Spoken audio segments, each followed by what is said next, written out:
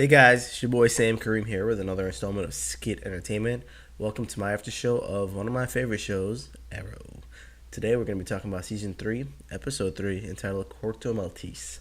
Now the episode picks up where Oliver's trying to find out who killed Sarah. Now he runs into a pretty much dead end, so he decides to shift his attentions to bringing Thea home, which he alluded to last week on last week's episode. They have Felicity track her phone where she's been texting from, and they find out that she's in a island of South America called Corto Maltese, which is a fictitious island that's used in the DC universe. Now they go over there and they go to the house where she's been training at with Malcolm Merlin. Now the Arrow team, they don't know that Malcolm Merlin's alive since the end of season 1. So Oliver knocks on the door, calls Thea, and you see Malcolm Merlin behind the door with a bow and arrow pointed toward him.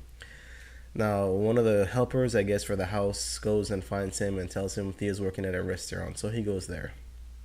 Now, before they go to Corto Maltese, Lila, who's Diggle's baby mama, she asks him to track down a fellow Argus agent who's been off the grid for some time, and she just wants to make sure that he was okay.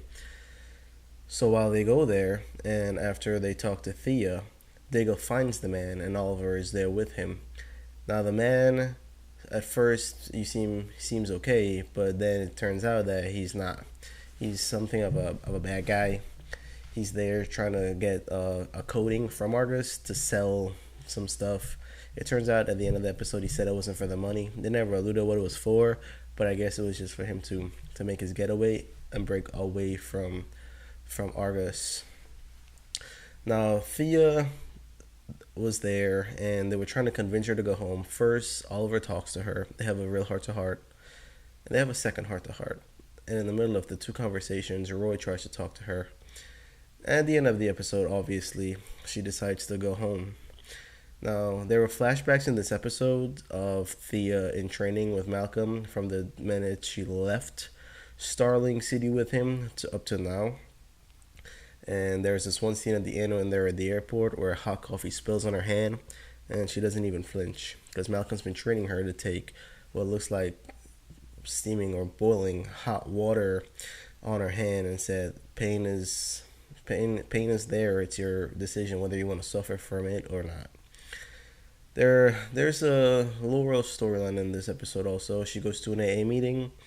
She hears one of the girls in the AA meeting talk about her drunk boyfriend beating her, so Laurel decides she wants to go fight him, puts a mask on and Sarah's jacket, and she goes to beat the man with a stick.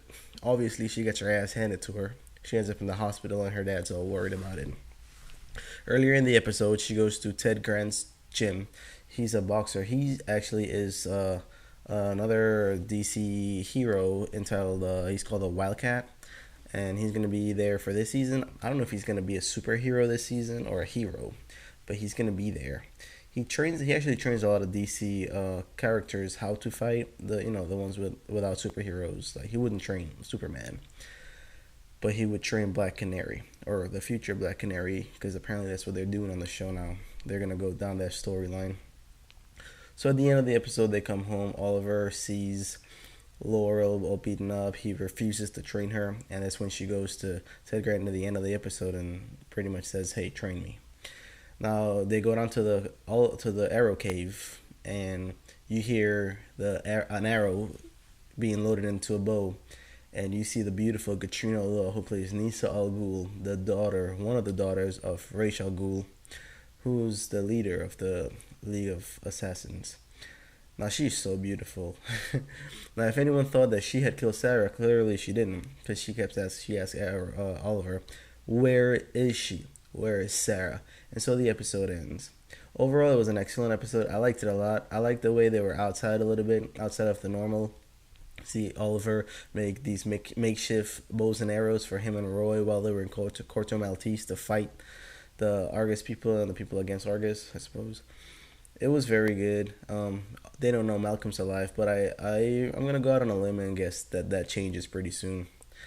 Again, another strong episode from one of my favorite shows on television. Alright guys, so y'all heard my thoughts. Y'all know what I think about it. I'd love to hear your thoughts. Leave comments below, like this video, and as always, subscribe to my channel. Till next time, it's your boy. I'm out.